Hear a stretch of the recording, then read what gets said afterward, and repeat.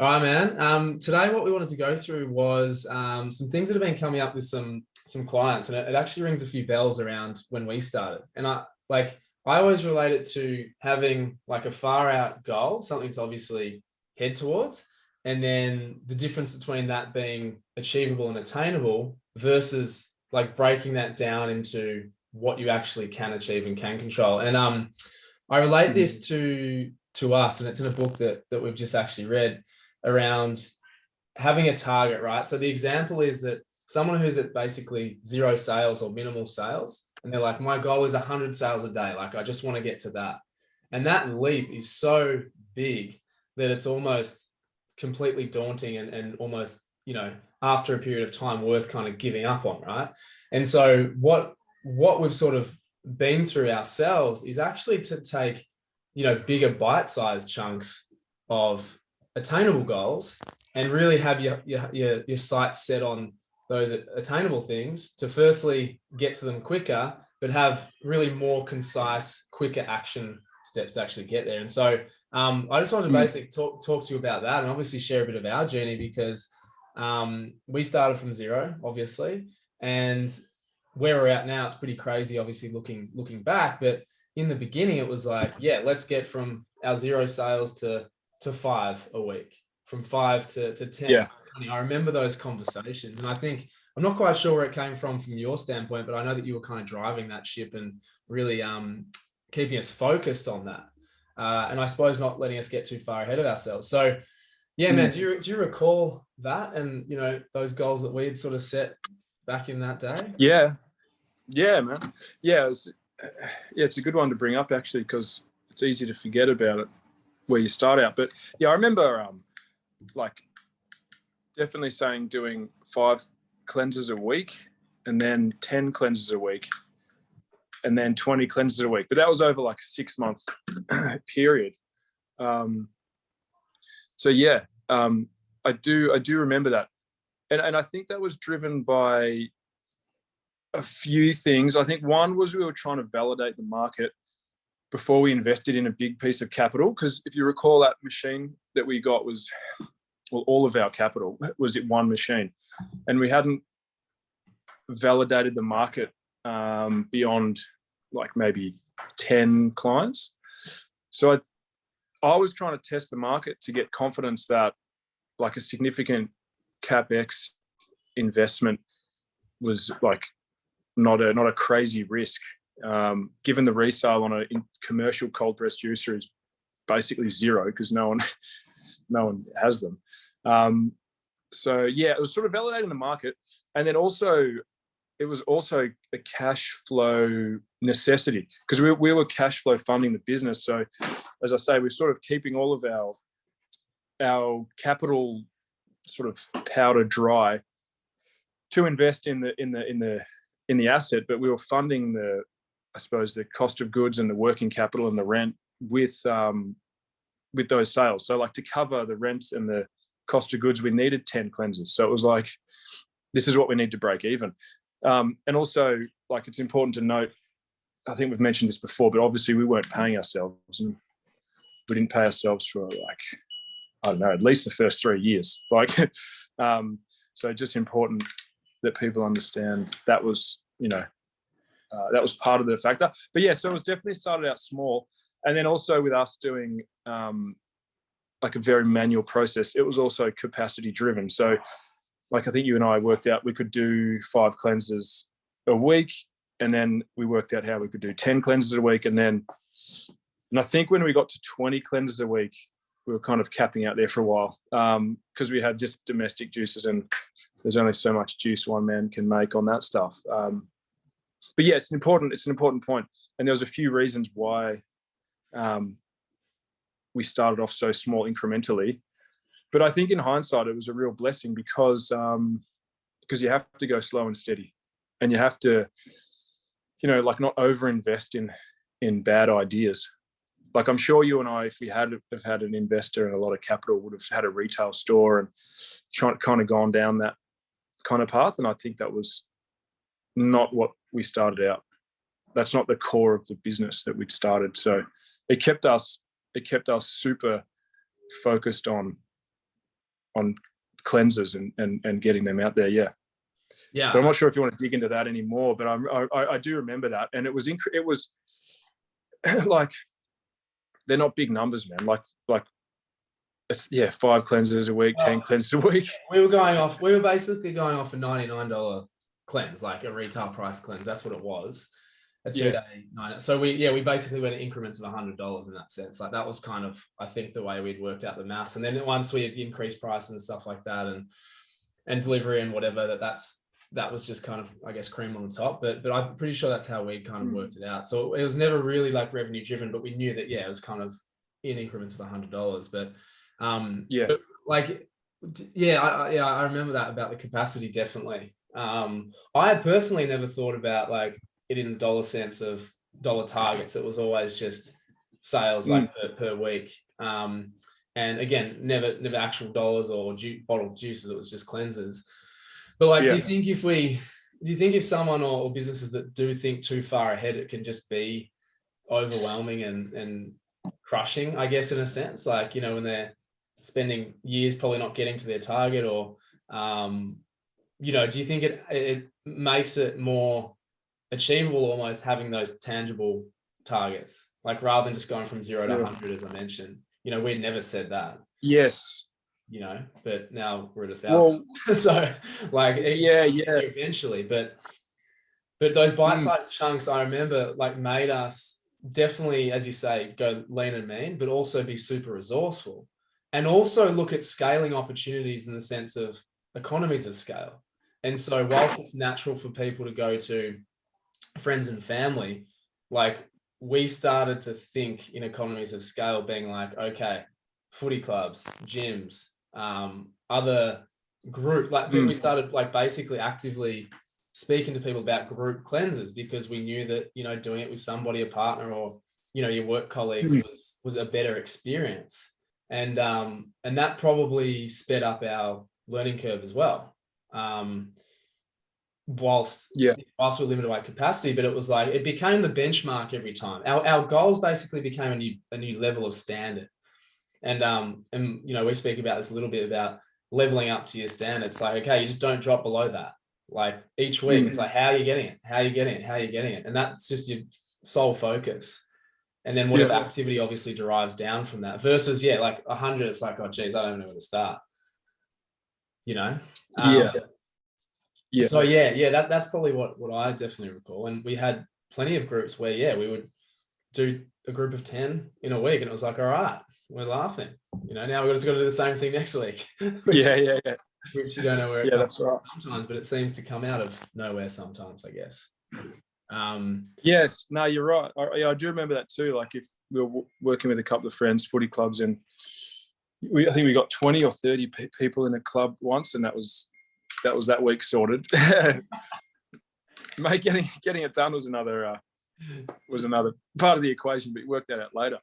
But yes, no, you're right. It was definitely a tight weekly focus, and to a certain extent, that certainly, as you say, it's kind of less about that now. But in the first 6 years, it was certainly, like having that baseline and then getting to the next. So I think we went 5, 10, and then 20, and then I think we were hovering around 50 for a long time, like a year, I'd say.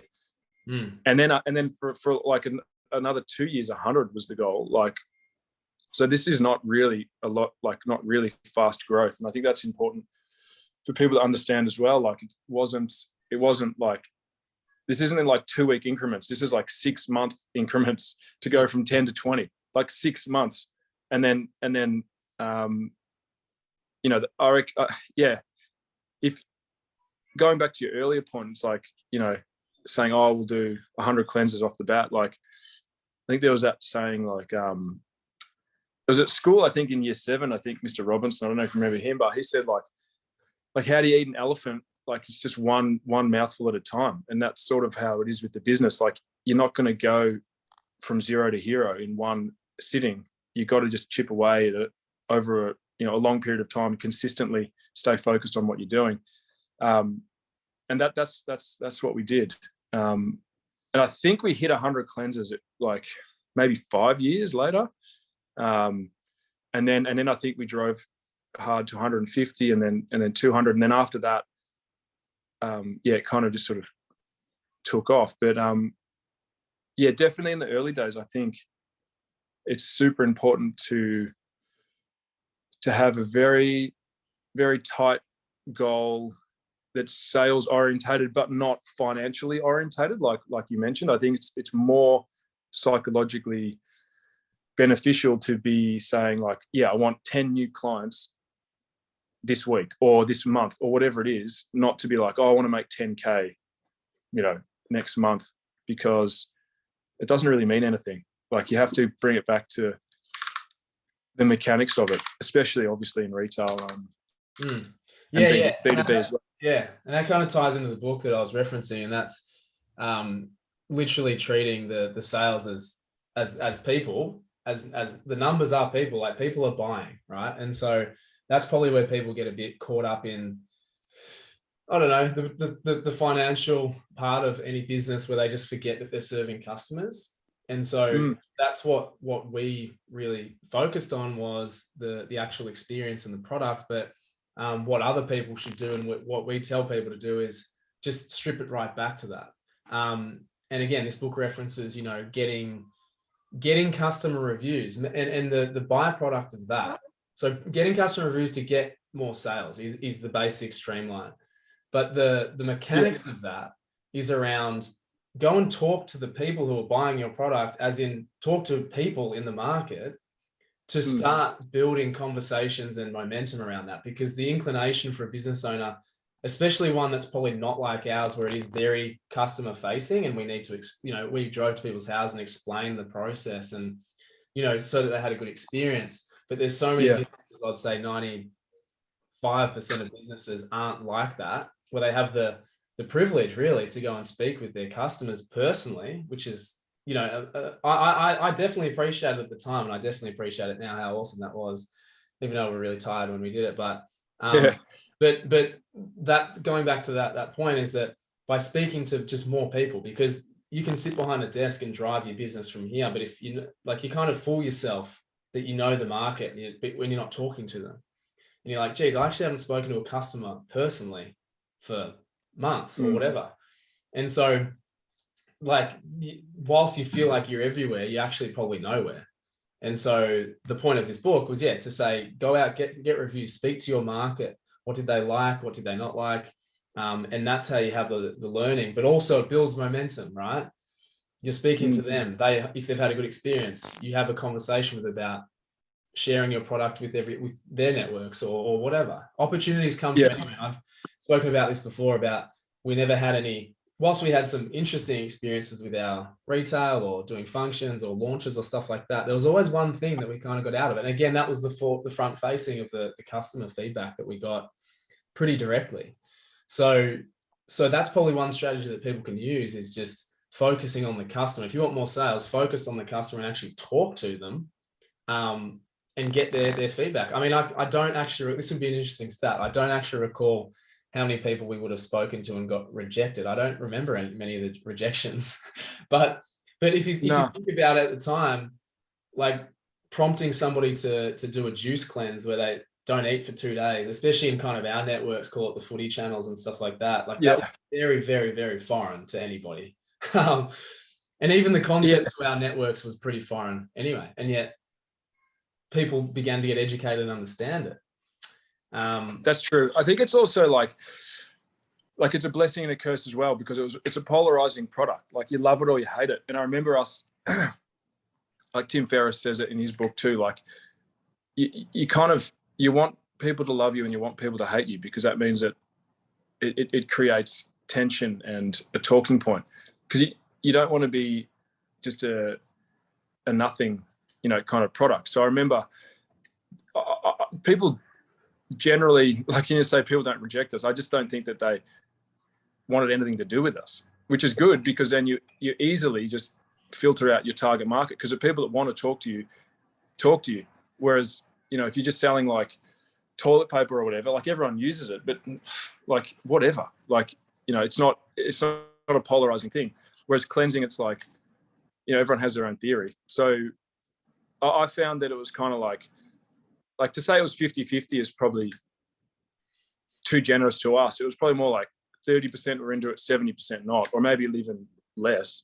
And that's also why we were very conservative on sales, because cleansing at that time was, as you say, it was almost sacrilege, really. It's like, what do you mean not eating? Like, that's weird. But I think it's important. The point of that is that it's important to have a product that we've spoken about before, which is niche, but that you kind of do want people to hate you, not hate you, but like you want to create a bit of tension, a bit of friction, a bit of like, oh, what's this? Or why are you doing that? Or, because the thing about our product is that, because they're not eating, it's a talking point. It's like, why aren't you eating? Oh, I'm doing a cleanse. Oh, what are you cleansing? So like, it's having that talkability as well. So if we're sort of having this discussion generally and to help other people, like, you need your product to be talked about. Otherwise, you're not getting that free, super powerful word of mouth, which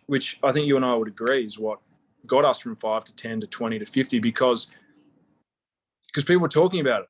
And also, as an adjunct to that, like when you were saying like we would personally deliver the cleanse, whilst we got feedback on the product and like improvements, I would say generally, you don't always listen to the customer, really. That's probably a bit controversial. You do, but if you know what you're trying to produce, you don't, because they're always going to give you, like, what do they say? Like, oh, yeah, you ask people are going to tell you something different for sure. Yeah. No, exactly. And we were very focused. So, but I think what you do get, and this is the really important underlying thing, is you get a connection with the client. And by that, I mean, like, if you build an energetic connection or relationship with, say, Will from Karmic, they're more inclined to talk about, like Will dropped it off and I spoke to him and he explained to this, and like you kind of start talking like you're talking with friends, and that connection is what builds the word of mouth too. Similarly with like local cafes, it's like, Vinny from the Chapel Cafe is awesome, blah blah blah blah blah. Like, but if Vinny left, the cafe dies. It's the relationship you have with that person. So yeah, the adjunct to that is it's the personal relationship with the clients then breeds word of mouth. And then what you're sort of referencing is then you can leverage reviews, because then you've got a relationship and you're like, oh, hey man, like, I hope you had a good experience. Can you help share this with other people and just let us know? And then they'll be like, yeah, of course. Yeah. Like, because your friend, you're literally friends now. Like, that's the kind of, that's how you start off. Yeah. Small. No, that definitely did happen. And I mean, like, you did go through a lot there, and like, for anybody who's like, I don't deliver it myself, I don't speak to my customers and that sort of thing.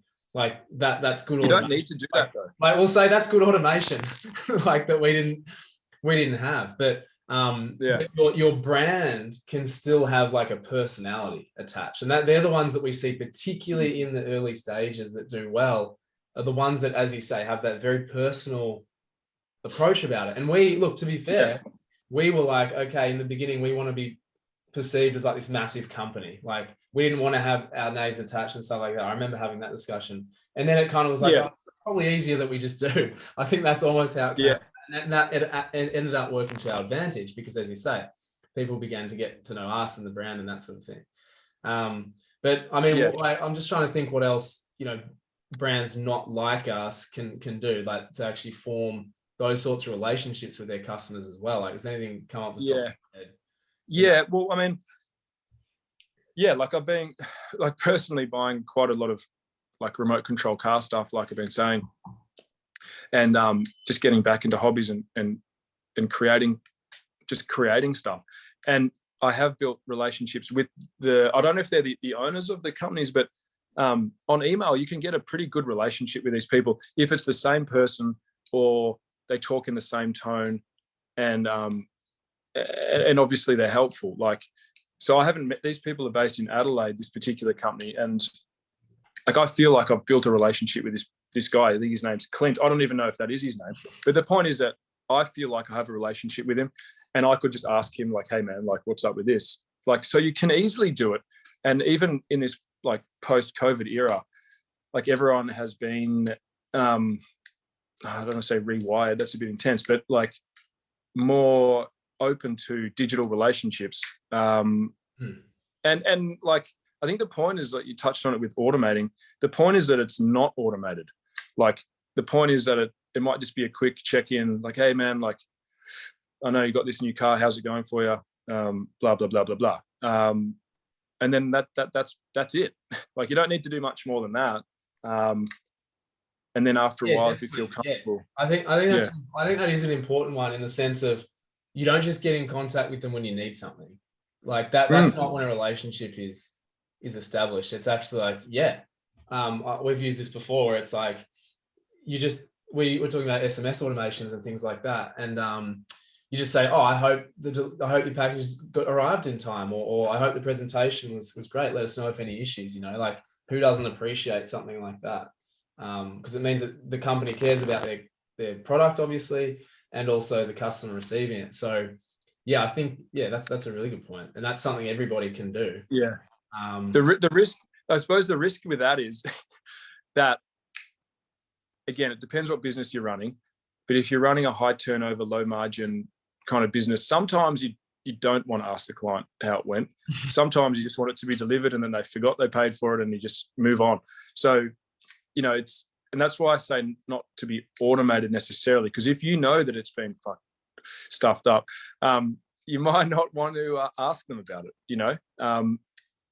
and that's where it's a fine line as well. Or maybe you do. Depends what customer policy you're running. Like if you want to make sure everyone's gold standard, so be it. But as I say, if it's a low margin and you start refunding 20% because it wasn't delivered within a half an hour window, it's like, obviously you manage your own expectations and don't overpromise. And I think that's where you and I tread that fine line. And it's why it's a good conversation, because you don't want to overpromise and be everyone's best friend. Like I said, you want half the population to borderline, not hate you, that's the wrong word, but you want to polarize people so that you're not wasting time with people that are just kicking tires. You want people that love you, and they're the people you build real relationship with. But it's not a cookie cutter approach initially. Obviously, when you're down the track doing like 1,000 a week, yeah, sure. But in the initial stages, when you're going from 5 clients, 10 clients, even 100 clients a week, you can manage good relationships. And then when you get to 1,000 true fans, like just Google that article. It's a very good article. 1,000 true fans, then you're pretty well on the way to, like, the business is self-sufficient at that point. Yeah, for sure. And I think that's probably a key thing to note is like it's like getting to 10,000 Instagram followers. Like that's the hardest part. And then it kind of keeps on from there. And so, we're definitely talking about those initial phases where you're doing the hard yards and not trying to, going back to that original point, not trying to think too far ahead. It's literally just doing doing the important things well is something that when people come into business and they want to sit on the beach and drink pina coladas in 2 years' time, they just aren't prepared to do that. Like that's honestly a hard truth that we do see sometimes. Yeah, you're right. And it's true. And I think we kind of brush it aside, but let's say for the first 5 years, we did whatever it took to make sure that clients did have a great experience. And I remember delivering stuff at like 9 o'clock at night, 10 o'clock at night, after starting work at 5 a.m. that day and hadn't had a day off in like 100 days. Like you just get it done. But then they're the people that end up loving you because it is ridiculously over-serviced.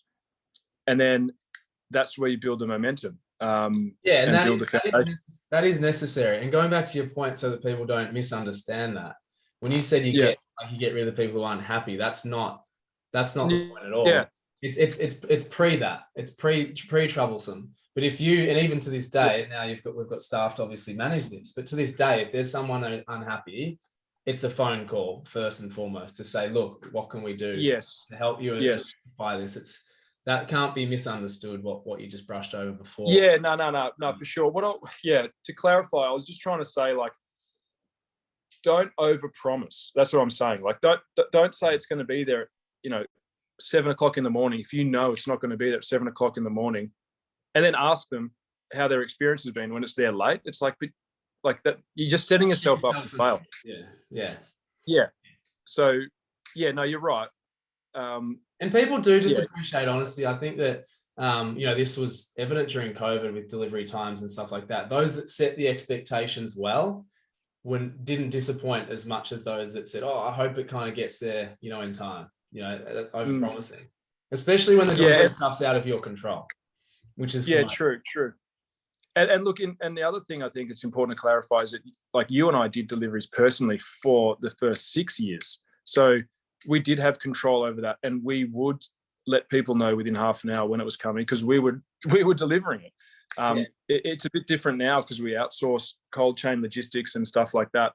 But in the early stages, it depends what you want to do, like how much you do or don't want to be on the tools. But for the first, say, 100 clients, it's probably best to do it yourself and make sure it's streamlined. And, we learned a lot initially about that. I forget you and I did deliveries for like 5 years. Like you forget that stuff pretty quick. Yeah. And I mean, obviously, as a very localized business, it's not obviously for everybody shipping all over Australia and whatnot. No, that's true.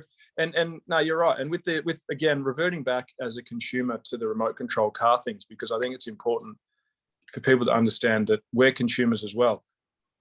The company in South Australia delivers to expectation more than a company based in Melbourne. We're based in Melbourne, so I buy from the people in South Australia, and that's what we're saying about managing expectations and not over promising, and just having a very high level of service, but not as I say, not over promising. And because if they said, "I'll get it to you in 2 days," and it comes in 5, then that relationship is now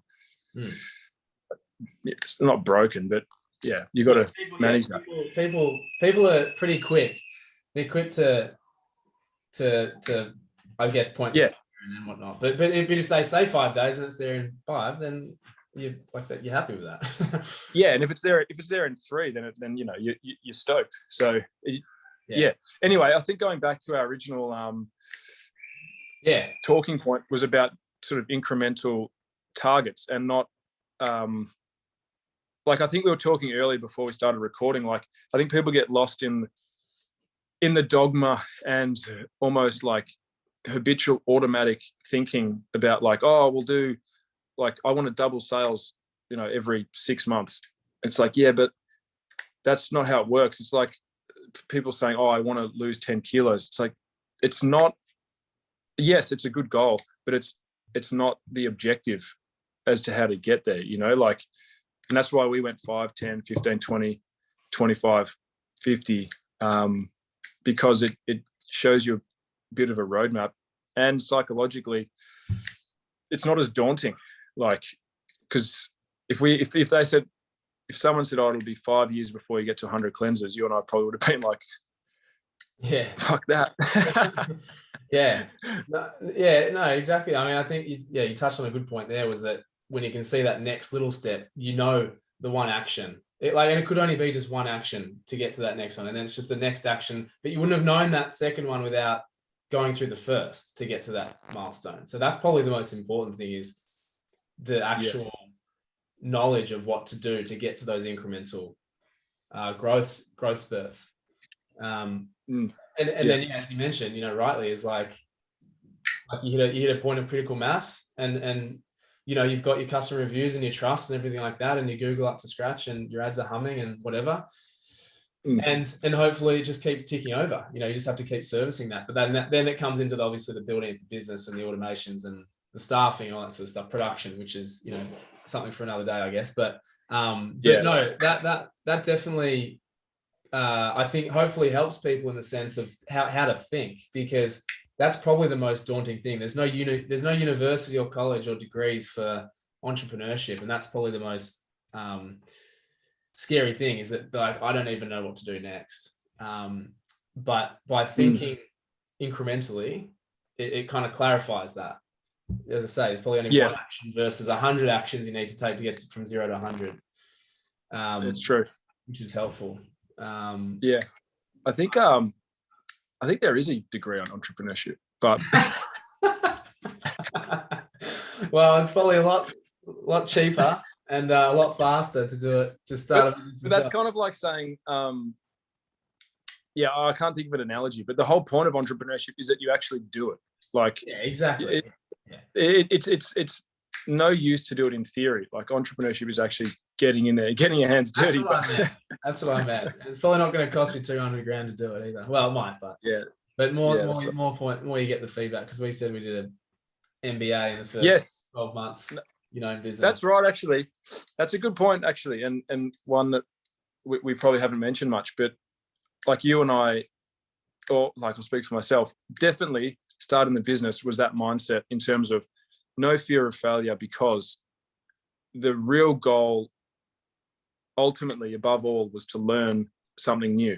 So either way we were learning, and that's you know, that's how it sort of takes a bit of the fear factor away, because you know that, you know, whatever happens, you're still going to be up because you've learned something and you've tried something.